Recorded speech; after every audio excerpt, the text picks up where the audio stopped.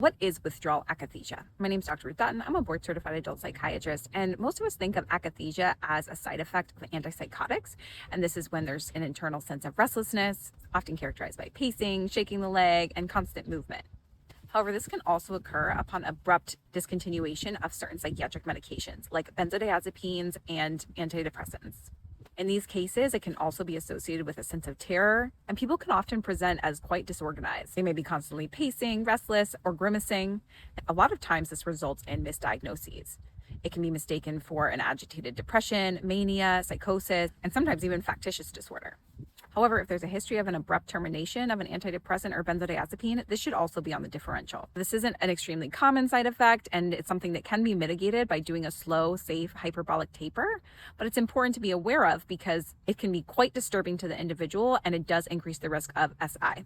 When this occurs, it is extremely challenging to treat. Generally, the recommendation is to resume the psychiatric medication that was stopped at its previously tolerated dose. However, sometimes this can make it worse, and so it's important to do this with caution.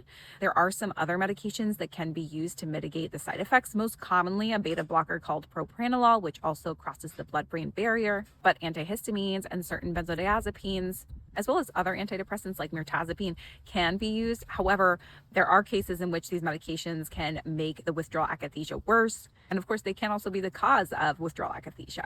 So it's important to do this cautiously, start with a low dose, see how it's tolerated, and do only one medication at a time. And if it's not working, discontinue it. Some also advocate for a more conservative approach, which is just to support the patient without the introduction of any other psychiatric medications.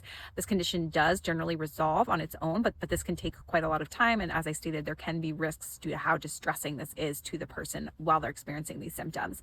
Some have suggested things like exercise and pacing can be helpful to manage these symptoms as well. If you have experienced this and have had things that have or haven't helped, please share in the comments. I would love to hear about it. Wishing you all good mental health today, and I'll see you in the next one.